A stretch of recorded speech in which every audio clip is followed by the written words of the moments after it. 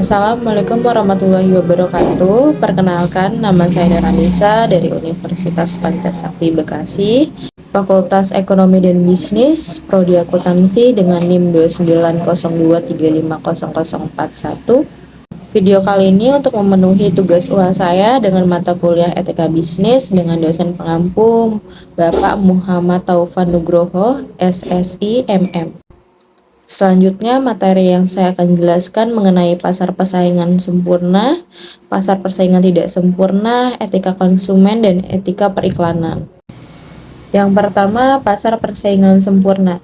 Pasar persaingan sempurna adalah suatu pasar di mana jumlah penjual dan pembeli, konsumen sangat banyak, dan produk atau barang yang ditawarkan sejenis atau serupa. Penjual yang harganya lebih tinggi tentu akan ditinggalkan pembeli. Hal inilah yang mendorong penjual untuk mengikuti saja harga yang berlaku di pasar atau price taker.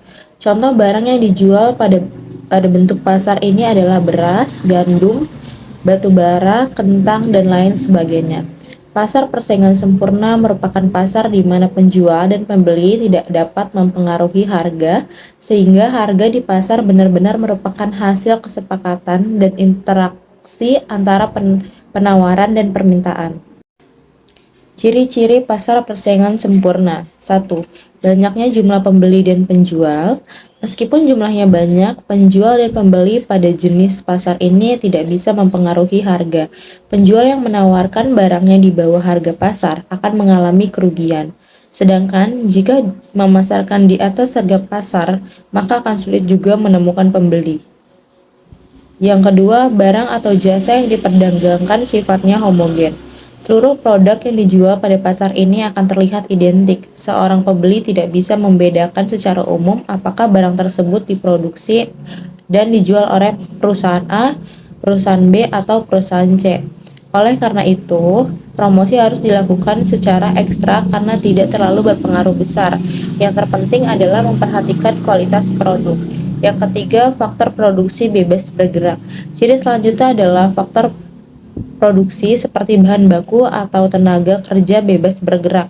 Mereka bebas berpindah-pindah dari satu tempat ke tempat yang lain yang lebih menguntungkan. Tidak ada yang bisa menghalangi, baik itu dari peraturan maupun dari teknis.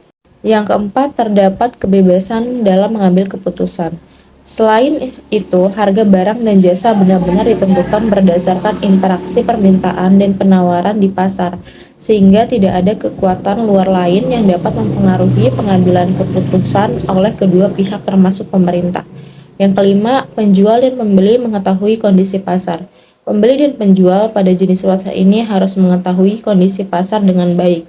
Untuk itu, pasar penting dikumpulkan dengan lengkap supaya persaingan benar-benar sempurna. Yang keenam, produsen bebas keluar masuk pasar. Ciri terakhir itu produsen dan penjual memiliki kebebasan masuk dan keluar dari pasar. Perusahaan yang dapat memproduksi barang bisa masuk secara bebas ke dalam industri pasar terkait. Tidak ada yang bisa menahannya, setiap perusahaan juga memiliki kebebasan untuk keluar dari pasar jika dibutuhkan. Kelebihan dan kekurangan pasar persaingan sempurna. Kelebihan pasar persaingan sempurna adalah memberikan harga barang secara logis sesuai dengan penawaran dan permintaan pasar, sehingga jenis pasar ini terfokus untuk memproduksi barang dengan efisien.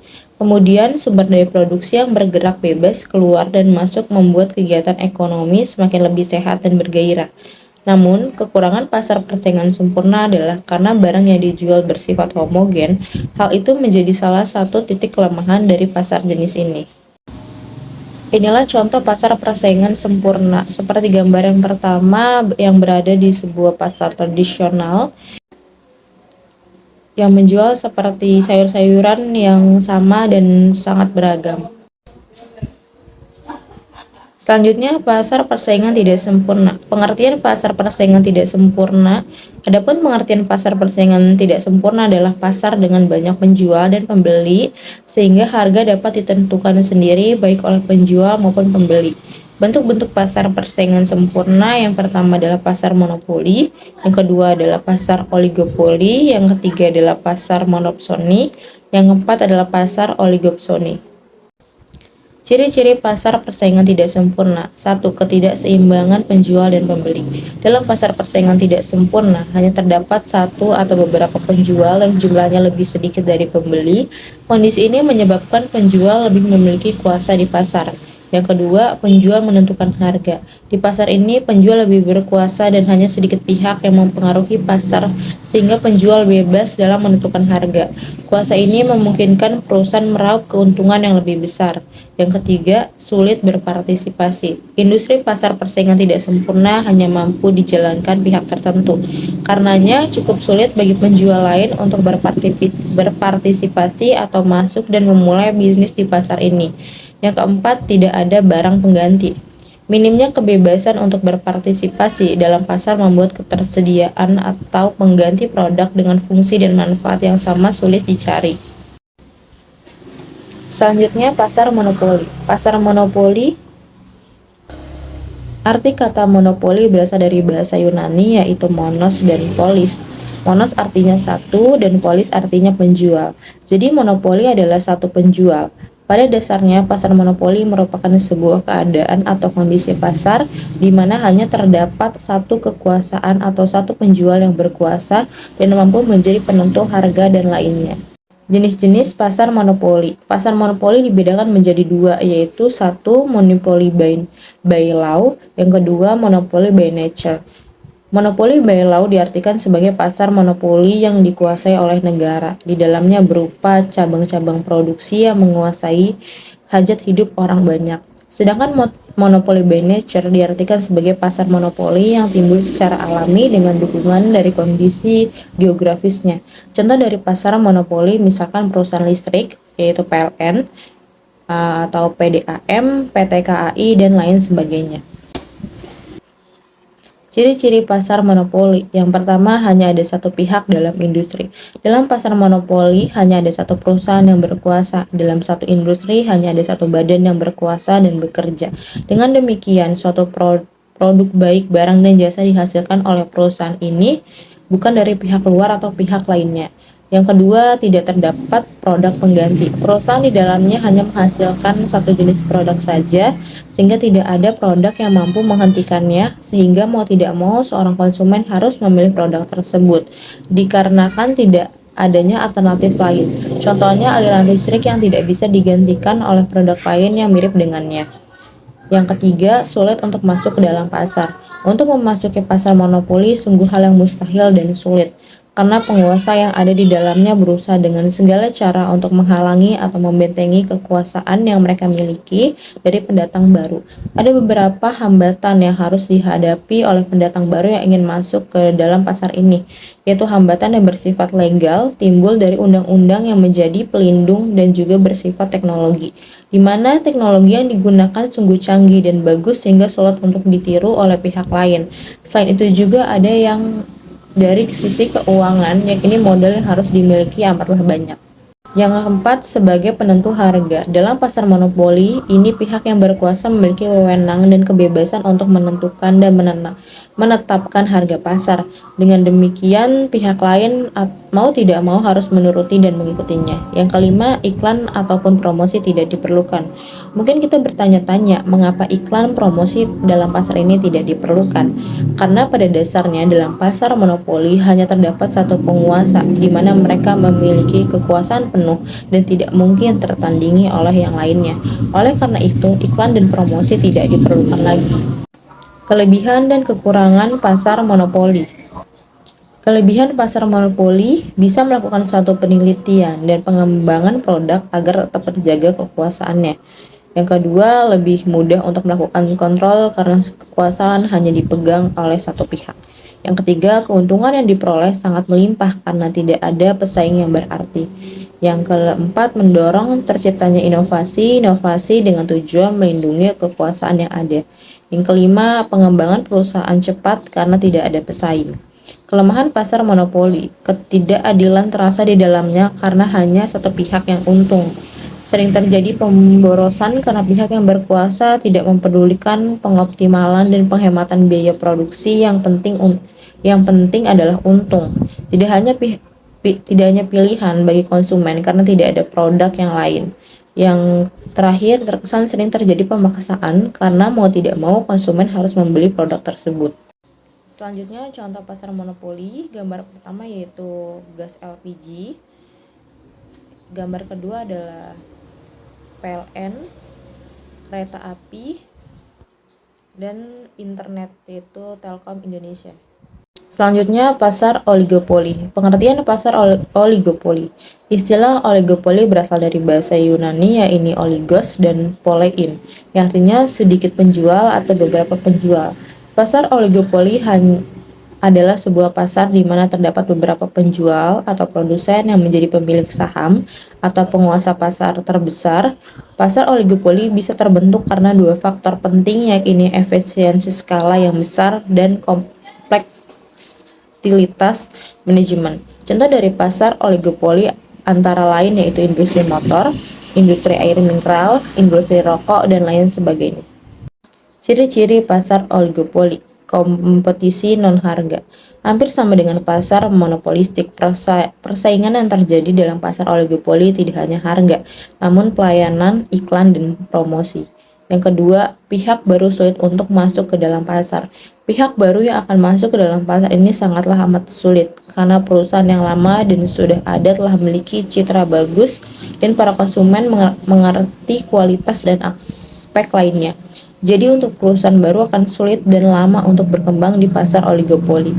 Yang ketiga, harga konsisten tidak berubah-ubah. Dalam pasar oligopoli, harga yang telah ditetapkan tidak mudah berubah, bisa dikatakan stabil, karena para produsen merasakan keuntungan dengan penjualan stabil mereka sehari-hari. Selain itu, jika ada kenaikan harga, takutnya konsumen akan memilih pihak lain atau produk lain yang sesuai dengan kemampuannya. Yang keempat, menghasilkan dua jenis produk, homogen dan heterogen. Dalam pasar oligopoli ada dua jenis produk yang beredar atau diperjualbelikan. Untuk produk homogen biasanya berupa bahan mentah dan bahan baku seperti baja, aluminium, semen, dan lain sebagainya.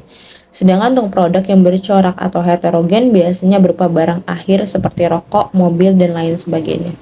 Yang keempat, promosi dan iklan sangat diperlukan. Promosi dan iklan dibutuhkan untuk produk yang bercorak, karena tidak hanya satu penjual yang berusaha.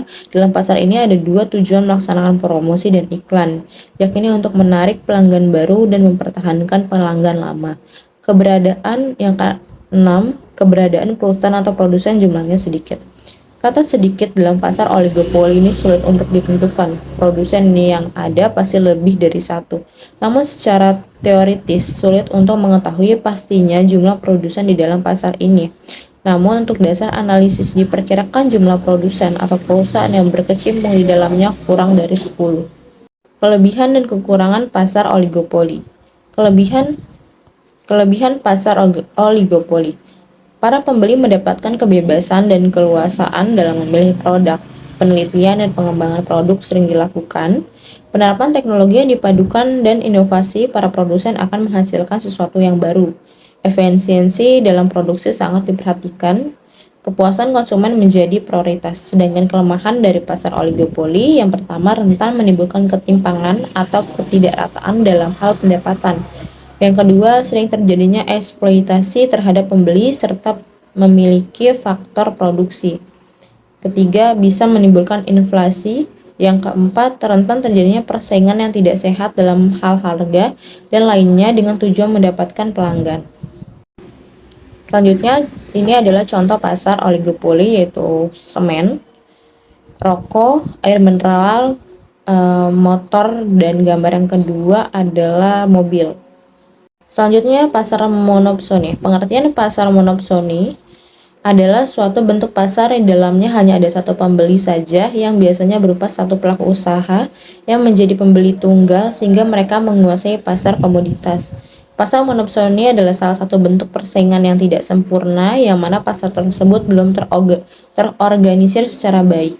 Biasanya kondisi pasar monopsoni ini terjadi di beberapa daerah perkebunan dan industri hewan, sehingga posisi tawar-menawar dalam harga bagi para petani sangatlah tidak wajar. Ciri-ciri pasar monopsoni. 1. Hanya ada satu pembeli.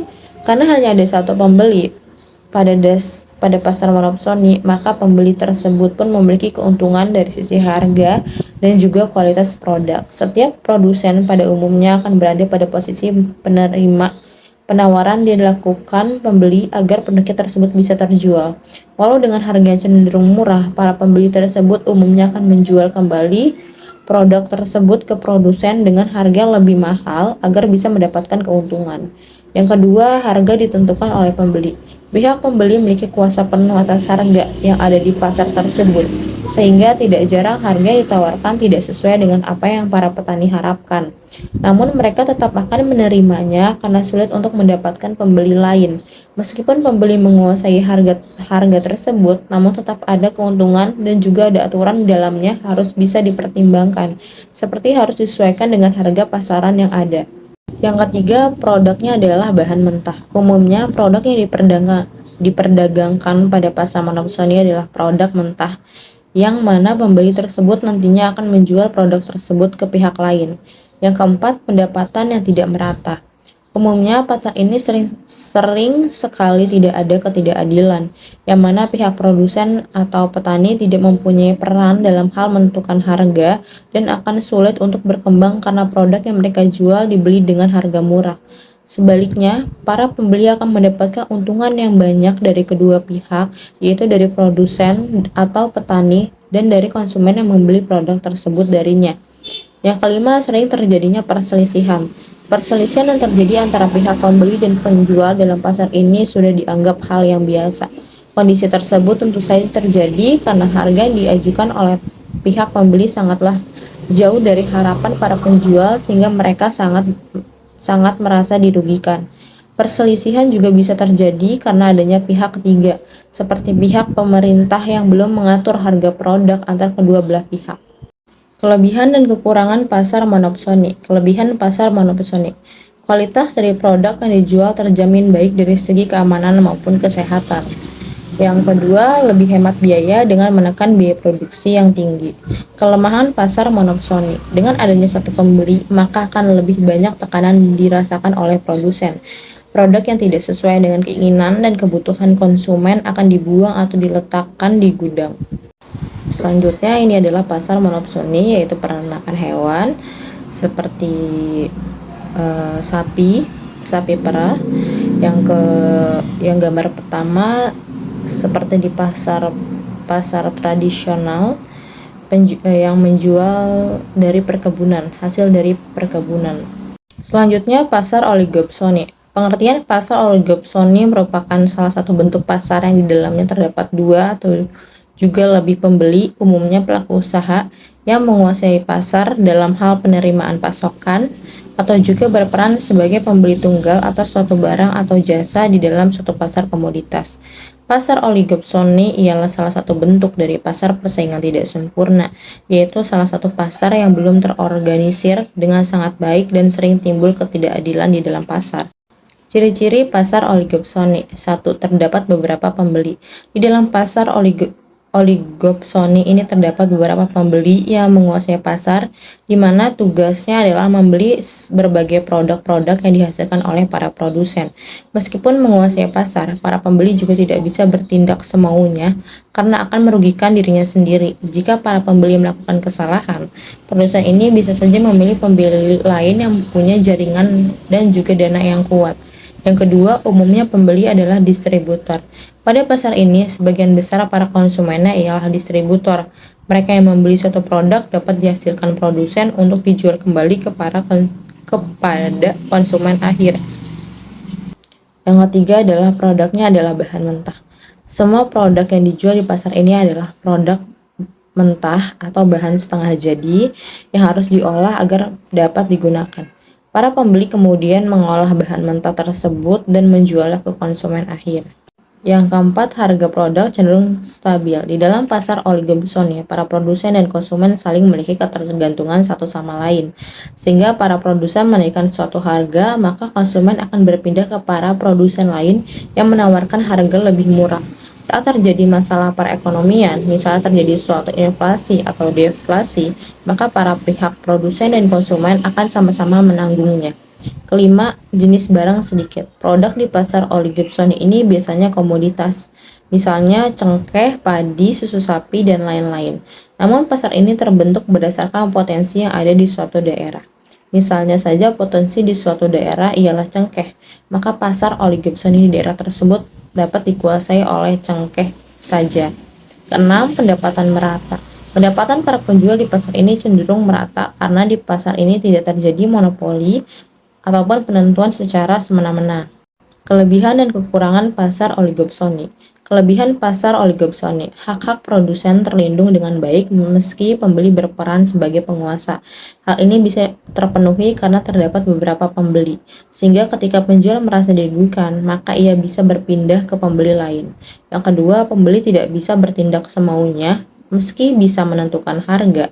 Pembeli harus menyesuaikan harga dengan barang yang dibeli agar produsen mau menjual kepadanya. Yang ketiga, meski masih belum terorganisir dengan baik, tapi umumnya pasar ini mengedepankan keadilan, menghindari kecurangan, dan tidak menyalahgunakan kebebasan. Selanjutnya, kekurangan pasar oligopsoni. Yang pertama, kualitas produk kurang terjaga dengan baik karena penjualan cenderung mudah. Produsen kurang memperhatikan kualitas karena terdapat beberapa pembeli besar atau mudah menjual produknya sehingga kualitas kurang terjaga. Yang kedua, cukup rentan terjadinya manipulasi di mana beberapa pembeli melakukan kerjasama memanipulasi keadaan yang bisa merugikan produsen. Biasanya manipulasi tersebut terjadi karena pembeli ingin mendapatkan harga yang lebih murah. Yang ketiga, kemudahan dalam hal jual beli menyebabkan kurangnya kreativitas. Produsen hanya fokus pada produksi tanpa perlu melakukan inovasi dan kreativitas terhadap produk dan bisnis mereka. Ini adalah contoh pasar oligopsoni. Selanjutnya adalah etika konsumen.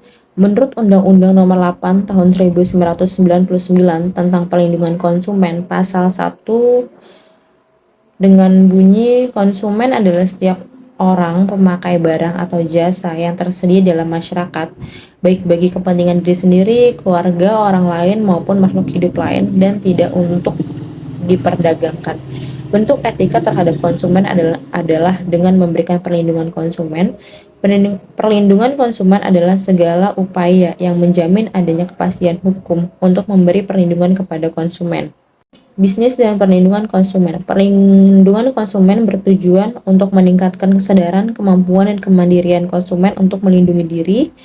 Kedua, mengangkat harkat dan martabat konsumen dengan cara menghindarkan dari akses negatif pemakai barang atau jasa. Yang ketiga, meningkatkan pemberdayaan konsumen dalam memilih, menentukan, dan menuntut hak-hak sebagai konsumen. Yang keempat, menciptakan sistem perlindungan konsumen yang mengandung unsur kepastian hukum dan keterbukaan informasi serta akses untuk mendapatkan informasi. Yang kelima, menumbuhkan kesadaran pelaku usaha mengenai pentingnya perlindungan konsumen sehingga tumbuh sikap yang jujur dan bertanggung jawab dalam berusaha. Yang keenam, meningkatkan kualitas barang atau jasa yang menjamin kelangsungan usaha produksi barang atau jasa, kesehatan, kenyamanan, keamanan, dan keselamatan. Hubungan antara produsen dan konsumen. Keduanya memiliki hubungan yang saling menguntungkan atau simbiosis mutualisme. Mengapa demikian? Hal tersebut disebabkan karena penjual memperoleh keuntungan dari hasil penjualan barang dan jasa yang ditawarkan, sedangkan pembeli dapat menikmati dan memanfaatkan barang dan jasa yang telah diberikan oleh penjual. Penjual tersebut sebagai produsen yaitu suatu badan atau seorang yang dapat menghasilkan barang jasa yang dapat digunakan untuk memenuhi kebutuhan dan keinginan manusia. Pembeli tersebut sebagai konsumen yaitu suatu badan atau seseorang yang memakai atau menghabiskan barang atau jasa yang ditawarkan produsen. Terlintas di benak kita, apakah hubungan yang terjadi antara produsen dan konsumen berjalan dengan lancar? Konsumen merupakan stakeholder yang sangat hakiki dalam bisnis modern. Bisnis tidak mungkin berjalan kalau tidak ada konsumen yang menggunakan produk atau jasa yang dibuat dan ditawarkan oleh produsen. Dalam hal ini tentu tidak cukup bila konsumen tampil satu kali saja pada saat bisnis dimulai. Supaya bisnis berkesinambungan, konsumen perlu secara teratur memakai serta membeli produk jasa tersebut, dengan demikian menjadi pelanggan. Contoh kasus etika konsumen, yaitu pada saat itu kasus Indomie di Taiwan. Kasus Indomie yang mendapatkan larangan untuk beredar di Taiwan karena disebut mengandung bahan pengawet yang berbahaya bagi manusia dan ditarik oleh peredaran. Zat yang terkandung dalam Indomie adalah metil paradiroksbenzoat dan benzoic acid atau asam benzoat. Kedua zat tersebut biasanya hanya boleh digunakan untuk membuat kosmetik. Dan pada Jumat tanggal 8 bulan 10 2010, pihak Taiwan telah memutuskan untuk menarik semua jenis produk Indomie dari peredaran. Di Hong Kong, dua supermarket terkenal juga untuk sementara waktu tidak memasarkan produk dari Indomie. Taiwan menggunakan standar yang berbeda yang melarang zat mengandung asam benzoat, yaitu dilarang di Taiwan. Hal ini dijadikan pokok masalah penarikan Indomie. Oleh karena itu, akan dilakukan penyelidikan dan investigasi yang lebih lanjut. Untuk menyikapi hal tersebut, PT Indofood Sukses Makmur mencantumkan segala bahan dan juga campuran yang digunakan dalam bumbu produk Indomie tersebut, sehingga masyarakat atau konsumen di Taiwan tidak rancu dengan berita yang dimuat di beberapa pers di Taiwan. Berdasarkan rilis resmi Indofood, CBP Sukses Makmur selaku produsen Indomie menegaskan, produk mie instan yang diekspor ke Taiwan sudah memenuhi peraturan dari Departemen Kesehatan Biro Keamanan Makanan di Taiwan. BPOM juga telah menyatakan Indomie tidak berbahaya. Selanjutnya adalah etika periklanan. Secara umum, etika periklanan bisa diartikan sebagai kumpulan ketentuan normatif yang berkaitan dengan profesi serta usaha di bidang periklanan yang telah disepakati bersama dan hendaknya diterapkan dalam menjalankan usaha periklanan. Fungsi iklan yang pertama memberikan informasi kepada target konsumen, yang kedua mempersuasai audiens untuk membeli produk yang ditawarkan, untuk menjaga memori dan ingatan konsumen pada produk tertentu. Yang ketiga, memberi nilai tambah pada produk-produk yang sedang dipasarkan. Yang keempat, menjadi sarana bantuan dari upaya lain perusahaan. Jenis-jenis iklan dalam buku berjudul Pemasaran yang ditulis oleh Charles Lamb dan Joseph Hain mengkategorikan ada dua jenis utama dalam iklan, yaitu periklanan industri, institutional advertising, yaitu iklan yang didesain agar menambah citra pada suatu perusahaan daripada mengkampanyekan suatu produk tertentu. Bentuknya ada periklanan sokongan yang dikerjakan untuk menghasilkan perspektif mengenai inti persoalan atau menepis isu-isu yang dilontarkan oleh media. Yang kedua, periklanan produk advertising, yaitu iklan yang secara fungsional melakukan promosi terhadap produk kepada audiens. Jenis iklan ini sering sekali ditentukan atau ditemukan di berbagai platform konvensional maupun digital. Kasus-kasus etika periklanan yang pertama adalah Grab Baik Pilih Aman. Iklan kontroversial pertama datang dari salah satu penyedia jasa ojek online, Grab, yaitu Grab. Tujuan dari iklan ini sebenarnya baik, yaitu untuk mengingatkan para pengguna jalan mengenai keamanan dalam berkendara. Tapi sayang, cara yang dipilih oleh iklan tersebut terlalu ekstrim, yaitu dengan memperlihatkan seorang perempuan dengan berjalan, kemudian sekujur tubuhnya dipenuhi dengan luka dan darah. Ternyata perempuan tersebut berubah menjadi zombie. Banyak penonton yang mengatakan bahwa iklan tersebut tidak layak untuk dipertontonkan. Apalagi setelah itu ia dipanggil oleh ojek online dan kemudian memilih untuk menggunakan Grab Bike. Iklan tersebut pun dianggap sudah menyudutkan ojek pangkalan. Sesudah diproses, iklan tersebut kemudian dipangkas menjadi 15 detik dengan menghilangkan adegan zombie. Yang kedua adalah Chat Avian cepat kering. Dengan temanya cepat kering, Chat Avian juga pernah membuat sebuah iklan yang menimbulkan kontroversial. Sebetulnya tidak ada masalah dengan klaim super keringnya, akan tetapi cara memperlihatkan cepat keringnya tersebut yang dinilai kurang baik. Bagaimana tidak, di dalam iklan tersebut talent perempuan terlihat mengangkat dress secara eksplisit. Yang ketiga adalah sabun Lifebuoy. Iklan ini bukan ditegur oleh KPI, tapi diprotes oleh masyarakat Nusa Tenggara Timur lantaran iklan tersebut dipandang sudah melecehkan masyarakat NTT. Mereka kemudian menyebarkan petisi penolakan dan kemudian meminta iklan tersebut diberhentikan penayangannya. Iklan tersebut menceritakan kebiasaan desa Bitobe NTT yang kurang menjaga kehidupan bersih. Karena hidup tidak bersih, dalam iklan tersebut 1 dari 4 balita yang hidup di NTT meninggal karena terkena diare. Iklan ini kemudian mengajak partisipasi untuk berdonasi dalam mengajarkan hidup bersih kepada warga desa. Hal ini dilakukan supaya masyarakat desa Bitobe bisa merayakan hari ulang tahun kelima dan seterusnya. Sekian dari presentasi saya. Wassalamualaikum warahmatullahi wabarakatuh.